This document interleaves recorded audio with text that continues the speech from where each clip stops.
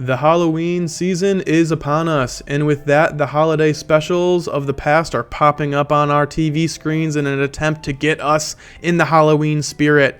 And, well, I don't have live television, so I gathered some of my favorite childhood episodes to get into that spooky spirit too. In case you're wondering who this guy is, don't worry, it's just me controlling a lifeless body. It can be kinda hard to watch TV without eyeballs, so I had to find a human vessel to crawl into. Me talking to my skin suit. That's how I joined into this body to watch this reaction, this recording. Isn't that weird? So listen, if you enjoyed the video, please consider subscribing and dropping a like. This guy was not easy to come across, and let's just say I had to spend a pretty penny to get it in here. So all the help in the world is appreciated. Now let's get into these Halloween episodes. The tiers we will be using today will be from top to bottom, smells like Halloween spirit, good Halloween special, nothing special about it, bad Halloween special, and no mention of Halloween. These are pretty self-explanatory. Smells like Halloween spirit is S. Good is good. Nothing special about it. Could just be a standard episode. Bad Halloween special is I actively disliked watching it. And no mention is they don't even say that it's Halloween. There's no sign of Halloween in the episode. The first episode we'll be going over today was released on October 28th in 1999, which would be SpongeBob SquarePants' release of Scaredy Pants. You see, SpongeBob is easy to scare, and because of this, he's become the unfortunate victim for some spooky pranks this Halloween. After being deliberately frightened like 3 or 4 times at work by his employer, SpongeBob gets motivated to become scary. He's at home brainstorming ideas for a costume when Patrick shows up wearing Groucho Marx glasses, and it scares the pants off of SpongeBob, further illustrating just how much of a scaredy pants he really is. And then seemingly for no reason at all, Patrick makes a ghost hand puppet, which inspires SpongeBob to wear a classic white bedsheet ghost costume. This being SpongeBob's attempt to portray the Flying Dutchman, who was the focal point of the scary story that Mr. Krabs told earlier. After his initial excitement, SpongeBob quickly learns his mistake after being tormented by Bikini Bottom's youth. Ghosts aren't square, they're round. So at SpongeBob's request, Patrick gets to work trimming down the edges of SpongeBob's skull. That's actually a funny gag, I'm not gonna lie, like dabbing his head with the sponge. After this, we cut to a couple of back-to-back scenes of SpongeBob roaming around Bikini Bottom, now a round ghost, attempting to scare every civilian he comes into contact with, before running away in laughter and glee. And see, the thing is, I use attempting because as soon as SpongeBob runs away, everyone just either continues to make fun of him or aren't even scared at all to begin with. The only thing that's really changed in this situation is SpongeBob's confidence, and there's a hidden deeper meaning for me to extract here about how it doesn't really matter what other people think about you. What really matters is how you view yourself, and that will give you the confidence to not care what anyone else has to say and just keep moving forward. But that would be misleading because the very next scene shows us SpongeBob and Patrick's failed attempt to scare the entire Krusty Krab party, leaving SpongeBob dangling from the ceiling, humiliated. So I'm pretty sure the whole confidence thing was just more of a setup so that SpongeBob could fall even further. And honestly, it's a bit of a bummer how shit on this guy gets this whole episode.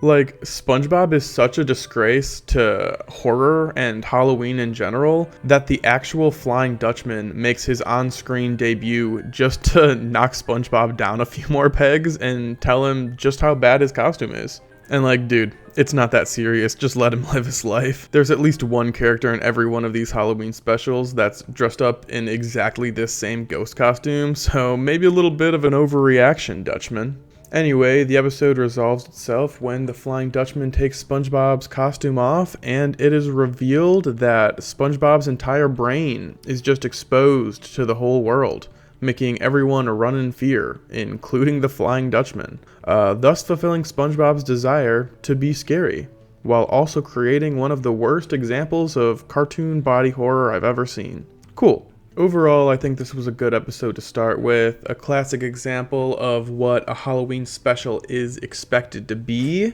There's trick-or-treating, a Halloween party, a desire to be scary, a real supernatural event occurring. I think the only trope that they didn't get to was a haunted house, and honestly that's not a huge complaint for me. I feel like a lot of the haunted house plot lines can get a little bit lazy. I think my only negatives I have for this episode is that I don't really care about the I want to be scary plot line that we're going to see in some of these episodes coming up, but that doesn't make them bad inherently. And then I also had a hard time just watching everyone be a complete asshole to Spongebob for almost no reason at all. Like, yeah, I get that there are entire episodes dedicated to people not liking Spongebob and him being too much and way too annoying, but it's usually in a more passive way as opposed to this episode where everyone is literally pointing and laughing at his face. But yeah, I think I'm going to put Scaredy Pants into a good Halloween special. You know, it just does a good job of representing the holiday and being a fun watch this time of year. So, good job, SpongeBob. Although I may come to regret that statement in this next episode, we're going to the 2017 SpongeBob special, The Legend of Boo-Kini Bottom. And this episode's interesting because for this episode only, and I think maybe a Christmas special in the past, they're doing a stop-motion style of animation for it. And honestly, I couldn't tell if I liked it or not. Some moments worked for me and others felt like a little bit too much, but I feel like that's a little bit more subjective, so maybe I'll just put that aside for now and judge the episode for the plotline. In the opening scene of this episode, Patrick tells SpongeBob something that he will take very deeply into his subconscious. Patrick says that scary can equal funny, and then everything will be just fine.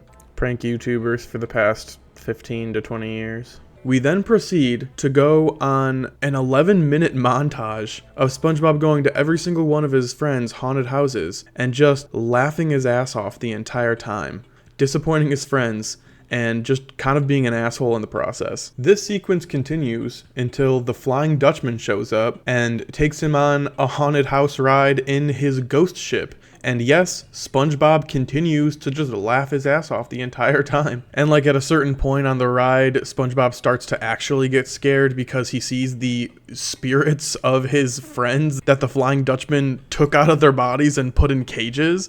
That's so actually fucked up. So then SpongeBob goes back inside of his head and does the math and realizes that scary doesn't actually equals funny. Scary equals ah. So SpongeBob's freaked out, and honestly, I don't even remember enough details about this episode to know what happens next. Maybe it was Plankton's suggestion. He said that it was scary inside of SpongeBob's brain, so the Flying Dutchman goes inside of SpongeBob's mind to see just how scary it is. And then we get this like trippy early 2000s like MS Paint art animation sequence that's so strange, so like, why was this the plot resolution for this episode? It's interesting that SpongeBob goes from wanting to be scary to wanting to just be fun and have a fun time and has no desire at all to represent anything scary as he's dressed as a flower this whole episode. It's a good example of the Flanderization of his character, I think.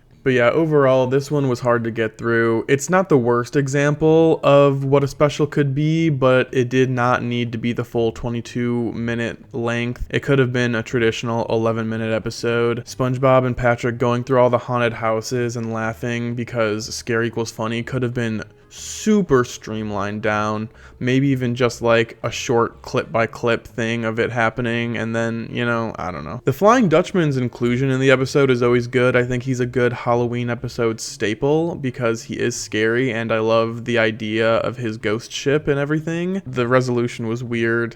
I think I'm putting this in bad Halloween special just because I don't think it did a good enough job of portraying fun Halloween. I think the stop motion made it considerably less scary and way more cute, which would work for a Christmas special, but I don't think it worked for this Halloween special. Now we get to flash back in the timeline to October 5th, 2001 for Lizzie McGuire's Halloween special. In this episode, Lizzie and her friends are tasked with planning the Halloween party at school under the leadership of bully and rival Kate. And see, the whole thing about this episode is that Lizzie desperately wants to be in charge of the Dungeon of Terror because that means she gets to dress up as the vampire mistress. And yes, they use that wording.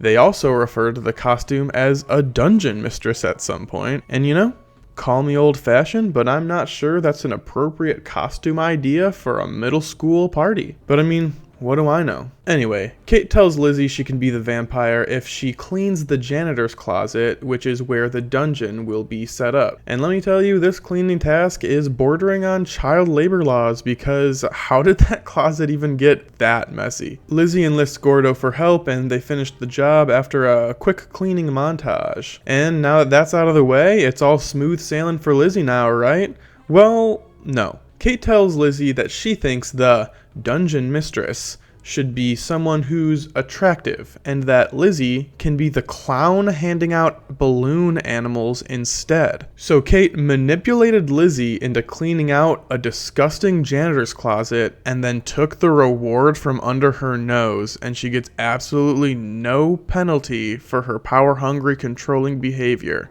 Yeah, this would be on site for me. I would crash out because of this. I would absolutely cause a scene in this entire school. And in middle school, you're still young enough to get away with some crazy stuff like that. So fucking, I'm going crazy. But instead of that course of action, Lizzie, her friends, and Miranda's parents decide to pull a super elaborate scheme to embarrass Kate at the party, utilizing Miranda's Day of the Dead dolls as a means to terrorize her. Throughout this whole episode, Miranda's family keep referring to the Day of the Dead and how it's a meaningful holiday to their ancestors, and that's all good, except isn't the Day of the Dead the day after Halloween? Like, why are they referring to it as if it's the same day as Halloween? Anyways, they use Miranda's heritage to torment Kate's insensitive ass, making her a public display of embarrassment. I know she's such a bitch, but that's actually so fucked up. They got like grown adults to terrorize this fucking high school bully. Got the ups though. Yeah, I didn't like this episode. I had a really hard time sitting through this one specifically. The good parts about it is that it happens on Halloween and they're planning and attending a school Halloween party. What I didn't like was the plot line was really weak, kind of one note. Simple bully is mean and they get revenge on her plot line. This show has much worse acting than the average kids show. And like, I don't know how I didn't realize that until now on this rewatch, but it's like, watch Gordo in season 1 of Lizzie McGuire. It's hard to get through like a sentence of him. The sound design's really quiet, and then there are like the cartoon sound effects, which are kind of weird. And I say that kind of hypocritically because I like the cartoon sound effects in Ned's Declassified and Big Time Rush, but I think that like the music and sound design is coupled with that in a good way that makes it feel fun and inviting, and the way they do it in this episode feels like you're in a liminal space. And yeah, Miranda's parents, two like genuine adults, go out of their way to terrorize a literal child who couldn't be older than like 14 if they're in middle school. So that's fun too. Yeah, I'm gonna put this in bad Halloween special. I didn't like it for all those reasons I said above. They also tend to reference Day of the Dead much more, which is fine, but they do it in a way where they lump it in with Halloween as if it's the same day, and I'm pretty sure they're separate days. If I'm wrong about that, I'm sorry. Moving ahead just a couple of weeks to October 19th, 2001, we have Even Stevens' Halloween special, A Very Scary Story. It's Halloween, and Lewis wants to pull a great prank. Does anyone actually have famous school pranks? I hope that this video gets any views because I want someone to leave a comment about famous school pranks that you had. At the same time, Ren is helping run the eye examinations. Slowly but surely, students at the school start to follow the rules and drink milk and wear the same style of weird black glasses. Lewis starts to question his friends about everything going on after they abandon their plan to pull the prank during the lunch period. During this conversation is when Lewis realizes that all of the weird behavior starts after a student gets their eye examined. Demanding answers, he pulls the glasses off of his friend's face to reveal that his friend doesn't have his eyes anymore. That's right. The eye exam is actually a secret plot to brainwash all of the students into behaving better, while also stealing their eyes for some reason. Lewis is terrified and he tries to escape from the now brainwashed student body when he finds Ren, and the two of them team up and make it out of the horde alive, until it's revealed that Ren is actually the mastermind all along. She even gets a costume change, and everyone starts calling her mistress? Okay, I don't know what I was expecting when I started watching these Halloween specials, but I can say with certainty that it wasn't back-to-back mistress mentions in the same year. What was going on in 2001? I mean, besides the obvious. The brainwashed students get turned into Ren clones one by one until it's revealed that the whole episode is simply just a story Lewis is telling to scare Beans, hence the title. A very scary story. Alright, what does this Halloween special do good? It takes place on Halloween. Check. Everyone's in costume. Check. There's a big trick or prank planned and a supernatural presence. Check, check. This show is just genuinely funny with like how the jokes are presented. The acting was fun to watch and it was very enjoyable after I had to sit through Lizzie McGuire. The only real negative I had while watching it was that it was all just a story and it kind of just takes you out of it and ruins all of the fun in the last minute, so kind of a lazy resolution. Honestly, I really want to put this in the top tier, but because of that, like, it was just a story whole plotline thing, it has to bring it down one. This is a good episode though, so it will go in good Halloween special. Alright, traveling forward a year, October 29th, 2002, Fairly Oddparents released its Halloween special, Scary Godparents. Timmy wants to dress up as a Jackobot for Halloween, and even though that sounds like a robot with one very specific task in mind,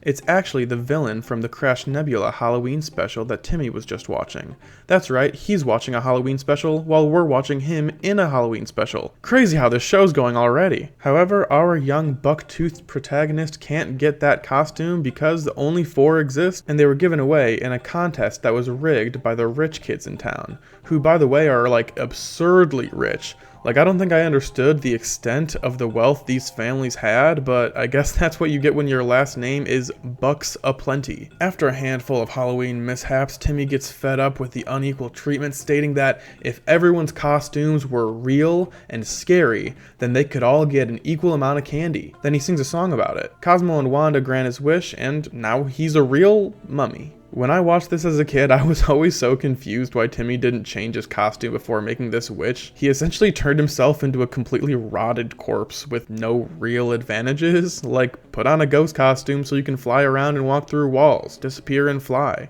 You'd be much more unique than the other guys. So since everyone turned into their costume, the pumpkin robot guys are all enacting their plan to destroy the world. He's got intergalacny. Intergalacny is crazy. And onlooking from beyond the stars are the Yugo-Batamian aliens, misinterpreting the entire holiday and pumpkin robot mishap as a galactic attack. Mark Chang heads to Earth for recon. Meanwhile, Wanda takes Timmy's disembodied head and chucks it into a costume clearance bin, allowing Timmy to wear parts of several different costumes, giving him multifaceted abilities, granting him enough strength to hold off the Pumpkinator long enough for Wanda to steal a wand from a Tooth Fairy costume.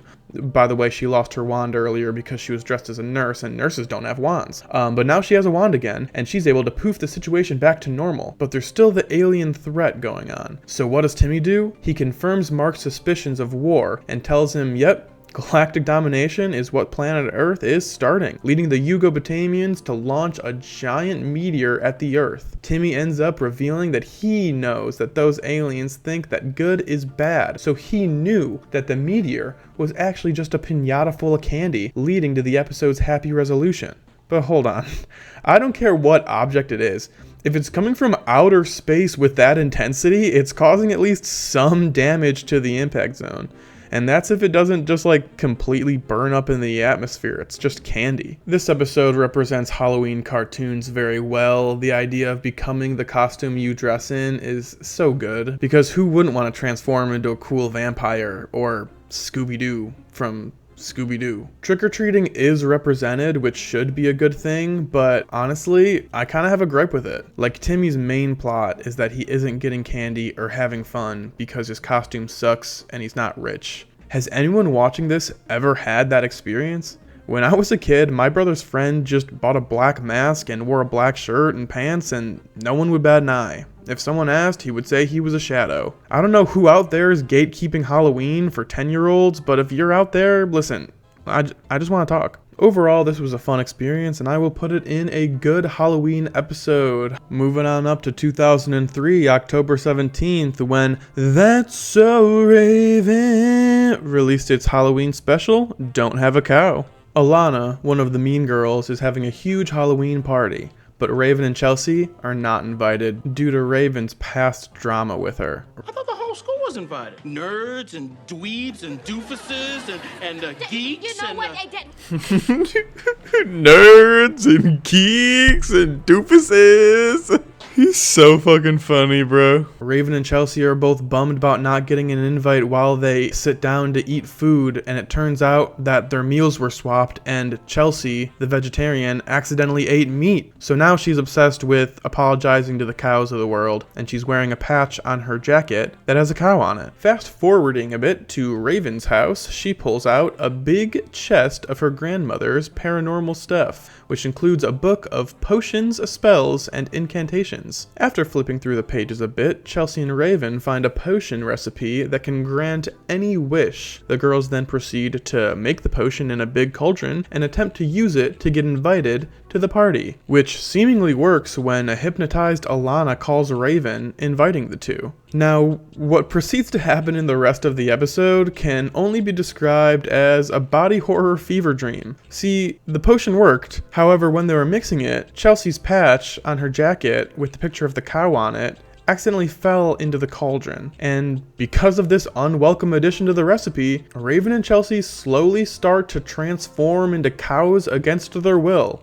And it lasts for the whole second half of the episode. We just get to sit and watch as Raven and Chelsea panic and desperately try to reverse their transformation until they're just fully cows in the middle of a Halloween party.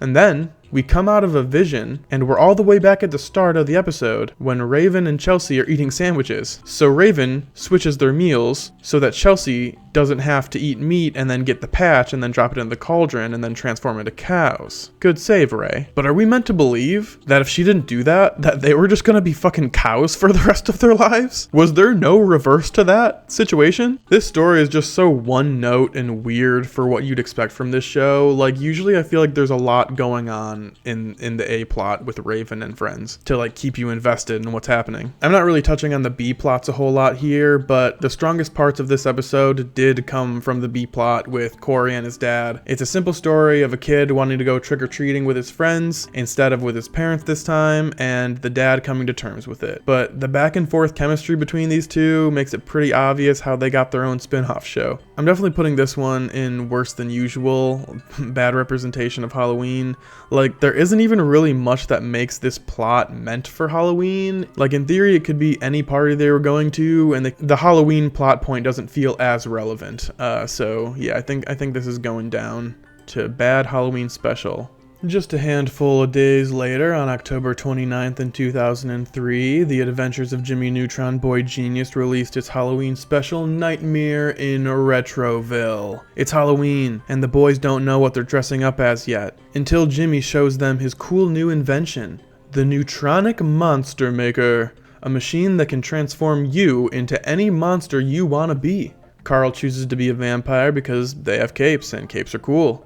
And then Sheen decides to be a werewolf because, well, he's got that dog in him. Jimmy lets them use his machine in exchange for a quarter of the candy that they gather from trick-or-treating, further proving just how lame and anti-fun Jimmy is. All you have to do is walk around and grab candy, but Jimmy doesn't want to do any of those things. While trick-or-treating, Carl slowly starts to show more vampiric traits, like the desire for blood, and transforming into a bat. Shortly after this, Sheen turns into a full werewolf under the full moon and tries to attack Jimmy. But he dips out of there in his hover car, and here's maybe the stupidest part of the episode. Jimmy researches information on vampires and werewolves. How did you build the monster maker if you don't know that vampires don't like garlic? Like, you mean to tell me that Jimmy's smart enough to build a machine that can turn a human into a real monster, but doesn't know that a vampire can turn into a bat? Like, why do you need to research the monsters when in theory you would need an in-depth understanding of what each monster is and how they function and work? So honestly, Jimmy the stupid genius here just keeps losing points for me. Carl finds Cindy, who's dressed up as a Buffy the Vampire Slayer parody, and turns her into a vampire. Kind of ironic.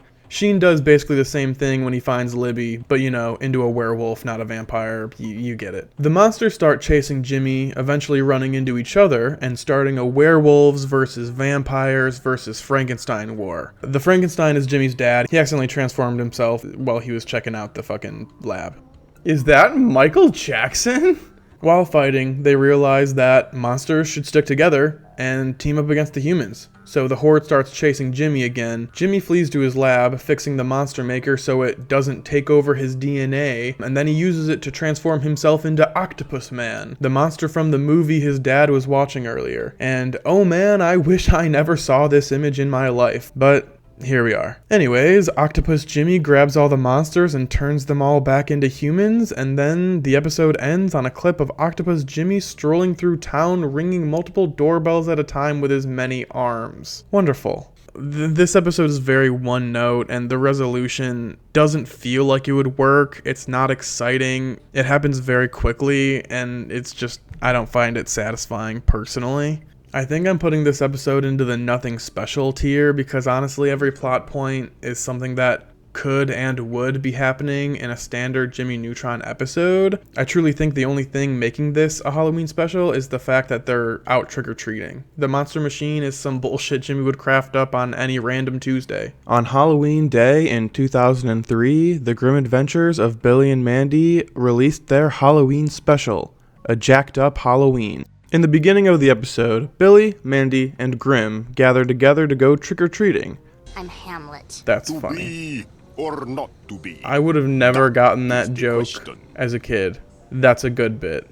They go to pick up Erwin and find him dressed as a princess. This, like most things, angers Mandy, and she reprimands Erwin on how Halloween costumes are supposed to be scary, and the group ditches him until he can find a better costume. The crew walk up to a house and get denied candy from an old woman, and instead of just leaving empty-handed, Mandy reminds Billy that they gave an option, trick or treat, which means they need to pull a trick if they don't get any candy. Mandy then proceeds to unleash a full force of the fire hydrant's water on the elderly woman, and then they go into her house and steal her candy anyway. While enjoying their hard-earned candy, the children wonder where the concept of tricking someone on Halloween even came from. To which Grim takes partial blame and recants the ancient Halloween lore of Jack O'Lantern, a person who loved to pull pranks, and while they were enjoyable sometimes, he always took them way too far and wouldn't ever stop. Kind of like any prank you've seen online in the last 10 years. One day, Jack decided to prank the no-nonsense queen, and she was so upset about a minor prank that she sends a knight to Jack's house to kill him with an axe. When Grim showed up the next morning to collect Jack's soul, Jack pulled out a feather and tickled Grim, causing him to fall over to the ground, dropping his scythe in the process. Jack took advantage of that situation, and he picks up the scythe and makes a trade with Grim in exchange for eternal life, so he could keep playing pranks forever. To which Grim reluctantly agrees because, well, he needs that scythe back, and then when he gets his weapon back, he cuts Jack's head clean off. Ever since that day, Jack plays pranks on Halloween wearing a jack-o'-lantern for a head. And I really hope Grim has stepped up his game since then, because that was one huge rookie mistake if I've ever heard of one. The group decides to split up to get more candy, which doesn't really make a whole lot of sense. They'd be getting the same amount of candy even if they were together, but Billy strolls up to the exact same house that Grim described to be Jack's in the story. Jack opens the door and tries to brush Billy off, making fun of him and his fake scythe and stupid Grim costume, to which Billy is offended and corrects him, letting him know that it's actually the real deal magical demon scythe that he has right now. So Jack takes it and uses it to summon souls from the underworld into a giant pumpkin patch, creating a bunch of pumpkin minions for him. Jack tracks down Grimm, captures him, and is about to cut off his head in an act of revenge when Mandy shows up on the scene, pulling a barrage of pranks, which almost works, but Jack catches Mandy in the process of setting them up, because he's the prank king. Then Irwin rolls up dressed as a knight, giving Jack PTSD of the time he was viciously killed, but then Irwin slips on a banana peel and falls on a whoopee cushion, which is so funny that some of the pumpkin minions laugh themselves into an explosion. Irwin keeps setting off the pranks on accident, making himself look like a huge fool, and the pumpkin army keeps laughing themselves to death until none of them are left. Grimm approaches Jack, a giggling mess on the ground, and officially sends him to the underworld, where he continues to torment beings just down in hell now. I like this episode a lot. This is the first time I've seen something try to give lore to the reason that you play tricks on Halloween, which was very refreshing in comparison to the endless storylines of finding a scary costume or getting the most candy. Like, yeah, let's dig into the Halloween lore and get some shit out of this. Mandy's tricks being played on someone else and causing Jack to laugh so hard that he loses is a fun twist on his own passion being his downfall. But there are a couple things that are just unreasonable. Like, how stupid is Grimm that he would willingly give his magical weapon to literally the dumbest child in the world? Even Billy points out how irresponsible of him that was at the end of the episode. Like, isn't Grimm meant to be centuries old or something? How have you not gained enough life experience to not be tricked that easily? That being said, this is going to be the first entry in Smells Like Halloween Spirit. Moving forward to October 8th in 2004, Phil of the Future released their Halloween special entitled Halloween. Very creative with this one. The show opens on the school news broadcast where Debbie Berwick is a guest to promote her bake sale fundraiser, pledging to make and sell 50,000 cupcakes. And that's just like not possible, right? When I was younger, my high school had approximately 3,000 students. That would mean that every student would have to buy 16.6 cupcakes, so 17 each. And even if Debbie can pull that off, how on earth would you even make that many cupcakes in that time period as a child with limited funds and space? I'm not even going to start doing the math on how long it would take or how much storage space you would need for them, because I know I wouldn't do it correctly. So if one of you smart kids wants to sound off in the comments to solve this, please go off, king, queen, and other form of royalty. Phil and Keely actually occupy the B plot in the first half of this episode before the two plots converge, only really trying to think of a fun costume idea, while onlooking the A plot. Phil and Keely notice a long line and comment that maybe Debbie actually can accomplish her goal, but then they realize that the line is actually for Phil's younger sister, Pim's business idea. She's selling tickets to watch a demolition team take down a building from a safe distance, and she's providing a bus service as transportation. I don't see a reason I wouldn't have signed up for this as a teen. Honestly, it just sounds like a good time. Pim goes over to Debbie and belittles her and her bake sale, causing Debbie to crash out a little bit, and later on, she finds Pim while she's alone, approaches her, and demands her assistance with the bake sale, going as far as to lift her off the ground just by grabbing her arms and lifting. Debbie threatens her in a deepened horror voice to join and bring all of the people who signed up for the trip as well. Meanwhile, Phil is heading out to go to the Halloween party when his dad calls him over to give him a hand with something. While chatting with his dad, Phil notices something in the cybernetic catalog his dad has open and asks what it is. Phil's dad tells him that it's a cyborg called the Sugar and Spice 800, apparently meant to be very sweet and giving, meant to make the world a better place, but something went wrong and the cyborgs became crazier and crazier and eventually evil. And since they also had an overheating problem, they were discontinued and sent to the 21st century. Phil points out to his dad that they're in the 21st century right now, and that cyborg looks exactly like Debbie Berwick. And when I was rewatching this, I was like, okay, cool, so there's a robot clone of Debbie that took her place for this episode, and that's why she's acting weird. But no, it turns out that Debbie has been a robot the whole time. In every appearance she's made before this, she's been a robot. The entire show.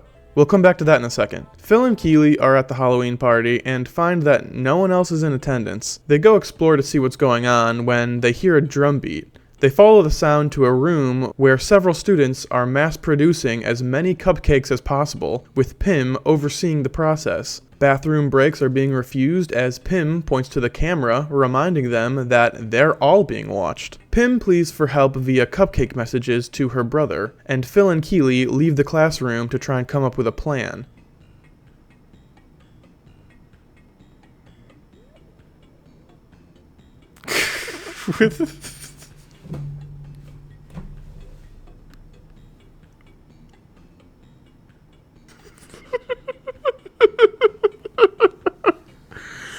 Maybe that wasn't funny. I thought that was hilarious. But they're soon confronted by Debbie Berwick in an evil costume. Phil tries to attack her with his future remote gadget thing, and she blocks all of the attacks like they're absolutely nothing. Debbie then says, "Oh, Moose Knuckles," before making her eyes glow red and chasing Phil and Keely. I don't know if there's a secret other definition for Moose Knuckles, but if it's what I know, that's kind of a gross line to give a 14-year-old girl. With their backs against the wall, Phil remembers what his dad said about the robot overheating problem and tells everyone to start eating the cupcakes. His plan works as Debbie Berwick collapses into a pile of black goop. And here's where I want to go back to the whole fact that this was Debbie the entire time, because this whole room of students just watched and contributed to their own classmate's death. I kept waiting for like the magic time reverse device that some of these other live action shows use to get away with making Halloween episodes a little bit extra crazy, but Phil of the Future sticks to what happens in the plot and just moves forward. Debbie never shows up again. Her sludge remains are probably in a sewer system somewhere. But yeah, I hope some of those kids can see a good therapist, maybe. This episode really committed to its own story. It was fun to watch. The future robot villain is a very cool storyline, especially from a family from the future. And the fact that they recontextualized an existing character to do that, I think is very good, and I think it worked very well. That being said, the cupcake storyline is a little weird. They could have made it maybe a little bit more Halloween themed. The only real Halloween theming came from Phil and Keely dressing up in costume and a Halloween party that no one even attended, so they could have done more with that. It was a good episode and it impressed me with its willingness to keep the continuity, so for me, this is going in good Halloween episode at the top of the list for sure. Moving forward a couple of weeks to October 29th in 2004, Danny Phantom released its Halloween special, The Fright Night. Danny accidentally ruins Dash's jacket during one of his ghost fighting altercations, and before Dash can do anything about it, Mr. Lancer punishes the two for fighting, and instead of a normal detention, he pins Danny and Dash against each other to see who can make the better haunted house. The winner gets out of detention. The boys make their own personal bet as well. If Dash loses, he runs around the school in his underwear, and if Danny loses, he had to eat Dash's smelly underwear. Danny, despite being a ghost, can't think of anything scary enough to win the competition. Sam offers a book recounting the tale of the Fright Night to inspire him. Danny reads the book, and his only real takeaway is that he needs to grab the sword and put it in his haunted house. Hey Danny, I know that sword causes like dimensional nightmares or whatever, but unless you attack someone with it, it's just a normal looking sword. No one's gonna be scared or care if it's in your haunted house. Danny sets up a cheap imitation of the Fright Night's lair, and then flies off to the ghost zone and steals the sword that he can't stop thinking about, accidentally letting the Fright Night escape behind him in the process. When Danny sticks the sword in his spooky room, all of the decorations turn into real scary versions of them, and like, I wish they would have explained that, because the book didn't say anything about that power the sword had. Now the plan makes sense. Danny lets Mr. Lancer inspect his room, secretly saving him from death multiple times, until Danny is crowned the winner. Following this, the Fright Knight appears and swings his sword at Dash and Lancer, sending them both to dimensions based on their worst nightmares. And honestly, this could be one of Danny's most selfish uses of his powers and the Ghost Zone. He's willing to put his teacher and the whole town into harm's way, just so he could win a competition and not get detention. Sam reads more of the book and finds out that to seal him away, you need to place the sword into a pumpkin. Danny does just that, sending the ghost back and returning everything to normal. Danny tells Lancer he cheated making his haunted house with his parents' technology, causing him to lose the competition. The episode ends on a shot of Danny having to face up to his side of the punishment, and I'm wondering if he could make his internal organs intangible, making it so the underwear doesn't like fuck up his entire body, because I think that might cause a couple of blockages. I think that making a cool haunted house is always a fun plot line to do in a classic one for episodes like this. I just don't think it held my interest very well. The fact that there is a ghost as the spirit of Halloween is also a very nice touch for this episode. But unfortunately, I feel like it doesn't lean into the Halloween aspect quite enough. Like, take away the fact that it takes place on Halloween. This could just be any random decoration punishment that Mr. Lancer gave the boys and any random ghost that Danny is using to help him win. So that being said, I think I'm putting Danny Phantom's Fright Night into nothing special about it. On October 14th in 2005, The Sweet Life of Zack and Cody released their Halloween episode, The Ghost of Suite 613. Zack Martin is on a tear of pranks lately, his main victim being his scaredy cat twin brother. After some prank hijinks in the hotel lobby, London shares with them the secret about the ghost in Suite 613. Initially, Zack is pumped up, wanting to go to the suite and see the ghost right away, but Cody is scared and comes up with a bunch of excuses not to do it. This is where London subtly agrees and say, yeah man, when I was there, I was so scared that I dropped my purse and it had $1,000 in it. Learning this fact, all four of them rush into the elevator trying to claim the money first. On their way to the room, Muriel gives them the suite key because she does not care about her job and tells the story of the ghost, Irene, a rich and beautiful young woman who checked in with her husband on their honeymoon. But the next day, he left and went off to fight in World War II.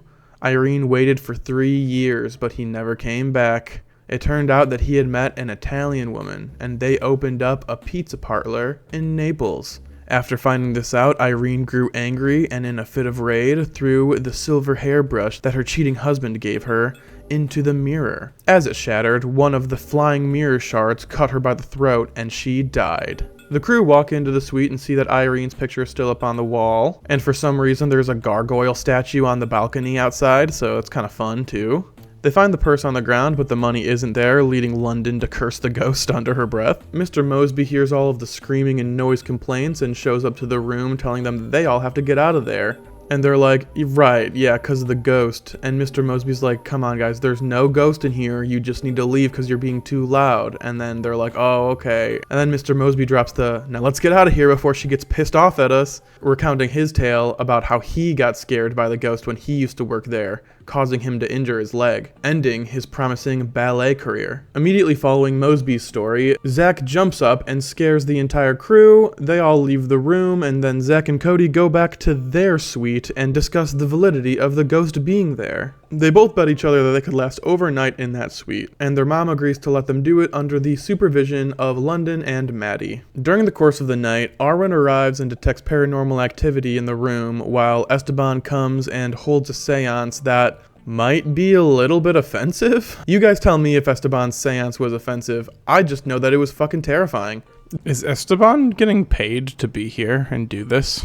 During the seance, Maddie mentions that she loves pizza, and Irene's ghost pulls Maddie's chair into the void. Cody's blanket starts floating away, making him run after it. And London couldn't take the hint on being quiet and asked where her $1,000 went, causing her to also disappear into the void. Zack, being the only non-possessed human at the table, is freaking out. He tries to escape the room, only to find out that everyone in the room was pranking him the whole time to get back at him for the insensitive, annoying pranks that he's been pulling the entire show. This gives a nice cozy explanation to all the paranormal things that happened this episode. Except, during the credits, Zack and Cody go back to Suite 613 because Cody left his blanket there on accident and they're trying to find it. And they end up seeing the real ghost of Irene, who returns Cody's blanket to him. And then she just turns away and walks through a wall, leaving the two twins to run out of the room screaming their head off. Overall, this episode is so good. The concept of a ghost in one specific suite is very interesting. It reminds me about how some hotels in some parts of the world don't have a 13th floor because it's bad luck. So that whole concept is very fun. I think it's cool that she has a whole ghost story, and I like the fact that they create a whole supernatural experience to prank their friend, and in the end it turns out that that supernatural stuff could have actually happened because there was a real ghost there. Overall, a lot of praises. The one downside I have for this episode, and it's a big one, is that there's no mention of Halloween. All they had to do to make this into an S-tier Halloween special was say that it took place on Halloween, or that there's a B plot of someone going trick-or-treating, or there's Halloween decorations in the lobby. Any mention of Halloween would be preferable. There is no mention of Halloween in this episode, and like, it's a good episode. The episode's really good, but you can't argue that it's on the same level as some of these other Halloween specials when it's just a scary episode and there's no mention of Halloween. That's my story.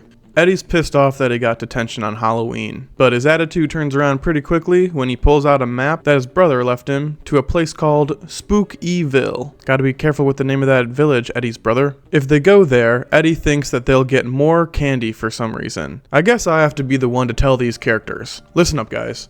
Cartoon character to cartoon character. If you want to get the most candy you can possibly get, just walk to every house you pass and say trick or treat. Don't waste your time going to some spooky town. That's time you could be getting candy. Don't take 25% of your friend's candy, because you're only going to be getting 50% of the amount of candy you would have initially if you just went trick-or-treating with them. Don't split up the group, because you'll be getting the same amount of candy when you reconvene anyway. Just hang out together and trick-or-treat as a group. What's with you guys and your inability to think clearly about the simple concept of trick-or-treating? Anyways, Eddy and Double D go to Ed's house, where he has spent the entire day sitting in the same chair watching horror movies back to back. Ed's movie marathon causes his perception of the people around him to be completely altered, so that he mistakes everyone around him for some kind of monster or creature from one of the movies he saw. Okay, that's real though. If you consume so much like horror stuff in one sitting, I feel like you really do start to get scared of like stupid ass shit. Ed believes that it's his mission to guard Eddy and Double D's lives, and Ed attacks every single person he comes into contact with, believing that they're a monster. He sees Sarah as a vampire, Naz as Medusa, the Kanker sisters as witches, Kevin as the Headless Horseman, Ralph as an ogre, Plank as Frankenwood. Alright. Jimmy is some kind of alien, and Johnny is a giant spider. And that's literally the whole episode. Just 3 boys trying to find Spookyville, and then Ed has a violent outburst and attacks someone and then runs away. And the resolution of the episode is that the map leads them right back to the original cul-de-sac, and all of the people Ed beat up come to beat up Eddy and Double D, and Ed isn't helping them because in an altered state he thinks that everything's fine and they're just dancing around with some flowers. I think the concept of the horror movies kind of like altering your brain to be more scared of things, especially at night, like on Halloween when people are in costumes, I think that's a very fun idea to explore. I just think that they run it into the ground completely. Like, nothing else happens. They're looking at a map trying to find a place, and Ed is beating the shit out of people. And it's just, it gets really old really quickly, so it feels bad because I love Ed, Edd, and Eddy, but I think I'm putting Ed, Edd, and Eddy in bad Halloween special. It's way too repetitive. It takes too long to do the simplest idea it could imagine, and yeah, it's just not for me, this one. On October 14th in 2006, Hannah Montana released their Halloween special, Torn Between Two Hannahs. The episode opens on Miley's dad singing a wonderful new song that he just wrote for his daughter, and as soon as he finishes playing, Miley says, "That song is wonderful. What's the bad news?" Because he knows that her father likes to soften the blow of bad news with a really solid hit single. Robbie tells Miley that her cousin Luann is coming from Tennessee to visit, and Miley is pissed off, claiming that Luann is the devil's little helper. Robbie tells Miley not to call her that because she did save her from a well at one point, and then Miley rebuttals that Luann was the one who pushed her into the well. Luann arrives on the scene, and she is very sweet and kind to everyone, and Miley believes it's all just a ruse to get on everyone's good side. Miley's paranoia about Luann is slowly increasing, and she's accusing her of a bunch of horrible things, jumping the gun on it a little bit. Luann makes Miley feel guilty about her actions. They seemingly reconcile, and Miley and Lily prepare to go to the party when it's revealed that this Miley is actually Luann dressed as Hannah Montana, while the real Miley is tied up in ropes in the closet. Luann and Lily go to the party together, while Luann desperately tries to embarrass Miley, dragging her name through the mud. Miley escapes from the closet and hurries to the party, getting a ride from Oliver, as she believes that Luann's plan is to reveal her secret to the entire party. Miley shows up on the scene and realizes that the entire party is full of people dressed as Hannah Montana, so it's a little bit difficult to find where Luann is. And well, eventually they find her because she's doing some pig call type of singing, and then she's gonna reveal that she is actually Miley Cyrus, or Luann Cyrus, I guess, and take off her wig when the lights go down, and Miley and Lily grab her from behind the stage, and they take her and they make sure that she doesn't do it, and everything's okay. Everything's okay, they win the game. Luann is evil. Luann was evil all along, and Miley was right, and they saved her secret is safe, and they leave the party, and they go home, and then now Robbie finally believes that Luann is evil, and Luann goes home to her family in Tennessee. Yay! They win! Good job, they win! I don't know, this was kind of hard to get through. It was some weird, like, stereotypical Southern accent behavior from some actual people from the South going on. The evil twin thing is a little weird. There's nothing making it especially Halloween-y, again, except for the B-plot, where they were trying to make their house extra scary with the Halloween decorations, they being Jackson and Robbie. But the A-plot, really, it's just the Halloween party that makes it anything Halloween-esque. I think that there's not much special about it. I think this could be a normal episode, that could be a normal party, and Luann could be coming in for any reason, you know? Like, she's not even really coming in for Halloween, she's just coming in to town, so I think there's nothing special about this one. Sorry, Hannah Montana fans, it's just not it. Jumping forward just 2 weeks, on October 29th, 2006, Ned's Declassified School Survival Guide released their Halloween special, Guide to Halloween and Vampires, Ghosts, Werewolves, and Zombies. Oh my. Not many students are wearing their Halloween costume to school today because no one ever wants to plan the Halloween party. One of the only students in costume is Cookie, who loves Halloween, but he's shot down by his friends, stating that they all might be a little bit too old for trick-or-treating now, claiming that it's time to transition into being scary and pulling more tricks. Principal Pal shows up out of nowhere and appoints the three main characters as the party planning committee, and that is a trick if I've ever heard of one. The trio enlist Gordy and Vice Principal Krubbs to help set up the party, and honestly, they do a really good job. Cookie has even created an extremely haunted hallway. If he's exiting the candy phase of Halloween, he's gonna master the next phase of being scary. Principal Pal hears Cookie's big talk and decides he wants to be the first one to test out the haunted hallway, and I guess Cookie wasn't kidding about how scary he made it, because the principal screams and faints backwards, seemingly having a heart attack, after being inside of the hallway for just a few seconds. Damn, Cookie, what did you put in there? All five of them panic and scream. The adults try to call for help, but their phones are dead. You could also just use the school phones. Most schools have like a landline. Just go to whoever works at the office and ask to use the phone. Hell, you could go into Principal Pal's office and use his. There's no reason the principal wouldn't have a landline on his desk. The class bell rings, and Gordy and Krubbs tell the kids that they'll handle the body and they just need to go to class and act normal. They're having a little bit of a hard time, not looking completely terrified, and yeah, I'd say that tracks. They're 13 or 14 years old and just saw a man die in front of them, and Cookie indirectly caused it. They need to book a session with the school counselor ASAP. The adults try wheeling the body to his office in an attempt to not mentally scar any more students, but that's when the cart he's on rolls away, dropping him in Ned, Moe's, and Cookie's science class, forcing the trio to distract Mr. Sweeney long enough for Gordy and Krubbs to recover the body, only for them to drop it on the floor again in the hallway, right as the class bell is ringing, causing a mass group of middle schoolers to see their principal's lifeless corpse on the body, causing a mass panic. The main group is able to remedy the situation by pulling a weekend at Bernie's with Pal's body, and it automatically reverses any trauma the children experienced beforehand. Whew, that was a close one. While in the principal's office, Pal jump scares the five party planners, revealing that he was faking it the whole time. After being questioned how he disguised his heartbeat and pulse, Pal states that he has a steel chest plate on and he doesn't have a pulse. Is that medically possible? I guess I'm coming to terms with the fact that I don't really know what a pulse is, or what would happen if you removed it. The whole school goes to the Halloween party and has fun. Solid. In the second half of the episode, we get transported to a version of Polk Middle School full of monsters, and I think it's a really nice touch that all of the characters, even the side characters, are the monsters that they dressed up as for the Halloween episode. I'm not going to go over all of the little details of this plot, but essentially Ned is studying for his test on transforming and acting as a bat. Cookie is actively trying to turn full werewolf so he can face up to his bully instead of running away, and Mose is looking for a ghost friend because she's the only spirit in the school.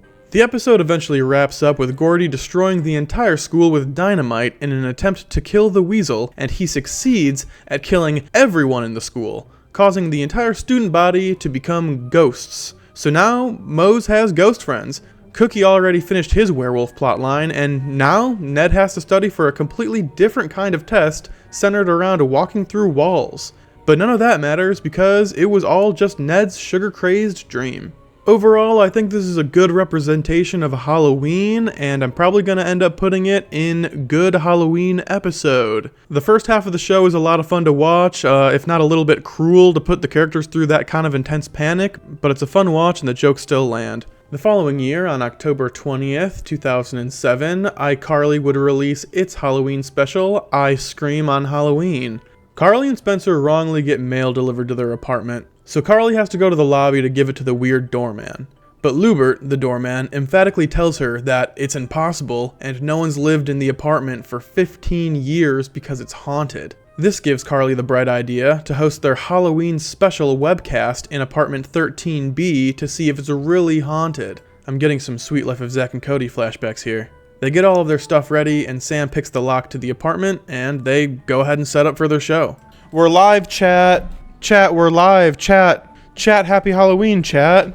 Once rolling, they pledge to stay in the apartment all night. And this is a ghost hunter's dream because not even a minute passes before they start having paranormal encounters up the ass. An angry woman is screaming, "Get out!" Glass shatters on the ground. They try to leave, but the doorknob breaks off. The lights go out. They find a scary clown head on a closet shelf, and blood is covering the kitchen counter. They're all screaming in terror when a man named Gary walks into the apartment and turns on the lights. It turns out he's been living in that apartment for 20 years with his mom, the angry woman who was shouting. It turns out she just couldn't hear because her hearing aids were turned off. The glass shattering was their cat pushing things off of the shelf, the clown head was the telephone, and the blood was hair dye. Absolutely nothing haunted happened, except for the amount of laws that were broken. In the B-plot, Spencer forgot to buy candy because he was too busy carving a huge pumpkin, and a bunch of pissed off kids beat him up and attempt to drown him in the Pacific Ocean. Overall, I thought this episode was fine. It just ended up not being very scary at all. Like, even the things that were supposed to really scare you just kind of fell flat for me. So for that reason, I think this one's going in nothing special about this, because I think the iCarly crew get up to hijinks even greater than this on a common episode, and it just doesn't scream Halloween the way the title implies it would. Hip-hopping forward to the next year, Foster's Home for Imaginary Friends released their Halloween special on October 20th in 2007, Nightmare on Wilson Way. The opening shot of the episode is Mac getting securely fastened to a bed at Foster's because he goes absolutely feral when he eats sugar, and Halloween is full of candy everywhere. So they're trying to tie him down like he's a frickin' werewolf on the night of a full moon. Blue leaves him there to attempt to prank some of his housemates, but it turns out that he's trying to pull the exact same prank he pulls every single year, so no one's falling for it. I would also like to point out that this is the same prank that Jack O'Lantern pulled on the evil queen in Grim Adventures that led to his execution. So, Blue, tread lightly. Blue eventually finds a prank victim in Mr. Harriman, and in response, he immediately keels over and dies. This gives me a lot of questions on like the mortality of imaginary friends and the afterlife of imaginary friends. Blue, only worried that he'll get in trouble, hurriedly grabs the corpse and buries it out in the yard. And maybe the legal experts in the comments can sound off here because I don't know just how much trouble Blue would actually get in. If you prank someone and they get scared and have a heart attack and die, are you on the hook for that? Is that manslaughter? Let me know. I'm actually curious. Mr. Harriman's corpse crawls out of the grave, and Zombie Harriman chases Blue around the whole house, and for the rest of the episode, it's just Blue running away as the zombies infect more imaginary friends to their horde. With no allies left, Blue books it to Mac's room, unloads a whole bag of candy, and force feeds it to him, turning him into a little gremlin man and beating the life out of all of the zombies. It's then revealed that the entire house was in on the zombie prank on Blue because he's just been such an asshole with his pranks in the past. Getting another flashback to Zack and Cody for this one. But everyone's still pissed off at Blue because he gave Mac candy, something they all agreed not to do. If you were so worried about that, why didn't you guys break character when Blue brought candy into Mac's room? Like, they could have done the whole, "Oh, we got you" thing at that point. I don't blame Blue for that. He thought all of his friends had been turned into flesh-eating monsters. Of course he's going to turn his best friend into a living weapon. This could have been the opening scene in The Walking Dead, and Mac and Blue were Daryl and Rick. You get it.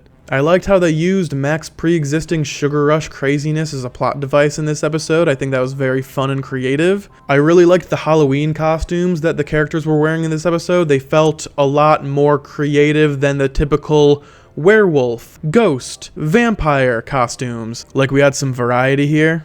Unfortunately, this episode was so repetitive and boring that I couldn't stop checking the time while watching it. This is the kind of plot that could fit into the standard 11-minute episode perfectly, but any longer than that overstays its welcome dramatically. So unfortunately for that reason, this episode is going in bad Halloween special. Too repetitive, too long, too many plot holes. It's just a bad showing. Hang with me here, we're in the final stretch. In 2009, on October 16th, the Wizards of Waverly Place released their Halloween special, entitled Halloween.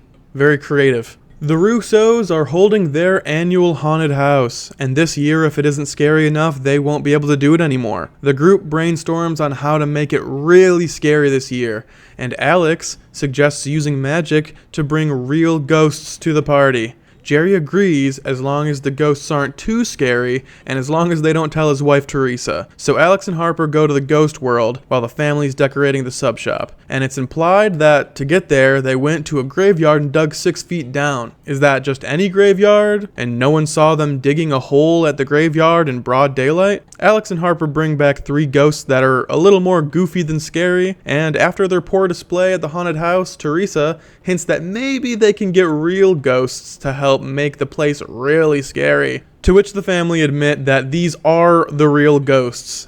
Alex and Harper have to go back and get even scarier ghosts, which Harper jumps at the chance to do because she wants to do a little bit more grave robbing. Very classy, Harper. They go back and find that all the ghosts are trick-or-treating because ghosts can only eat candy for some reason.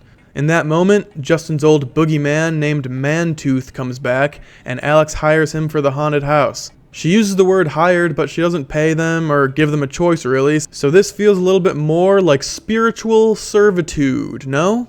They make it back to the haunted house just before the kids leave, and Mantooth makes a very spooky face that leaves everyone running away and shitting their pants. I get that in real life, that's probably scary. But that is like one of the least frightening things I've ever seen. The commissioner declares on his way out that they are sick and twisted in the head and they do not have permission to hold a haunted house ever again. Mantooth vanishes away and the Russos go out trick-or-treating. In the end credit scene, Harper and Alex are seen to be trading grave-robbed goods. I think the idea of enlisting real ghosts to work at a haunted house is a very fun idea. It's a little bit of the same of Danny Phantom's plot line, but just applied a little bit less interestingly. And the back and forth with going to the ghost yard got old very quick. A lot of people liked this one, but personally, I am not a fan. It's all wrapped up with that sort of abrupt, unsatisfying ending. I can easily put this in bad Halloween episode.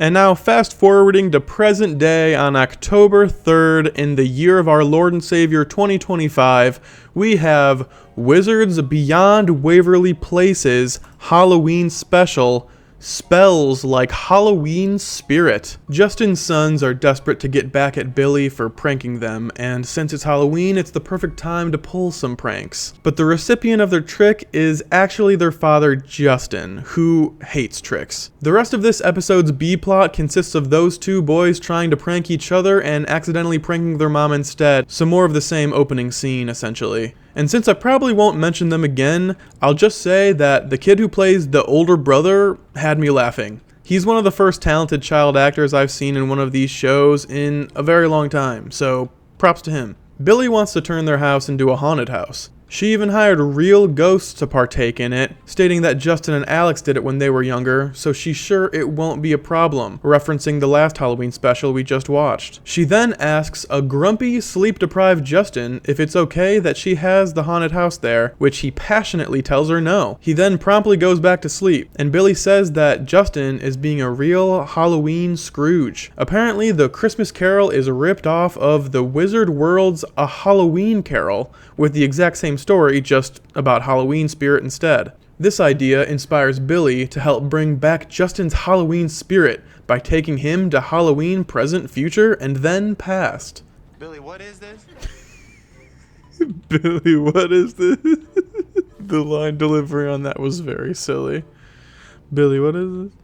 When they finally make it to the past, Justin and Billy are transported to the sub shop decorated exactly as it was in the original Wizard's Halloween special. They both witness the memory of Mantooth scaring the snot out of Justin, and Justin demands to be taken back home so he can go to sleep in peace, frustratingly telling Billy about how he hates Halloween and ghosts and always has. But it turns out that Mantooth was able to follow them to their present day, where he decides he's gonna keep tormenting Justin forever.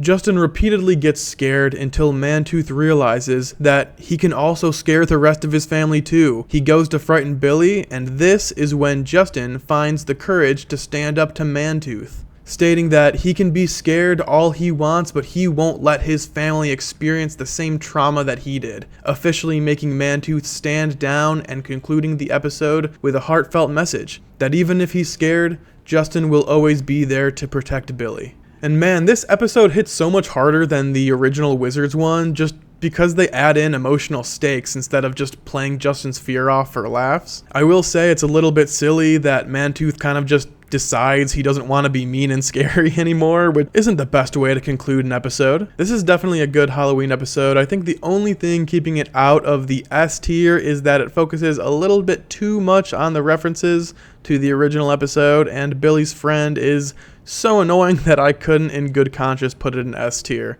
So we're going good Halloween.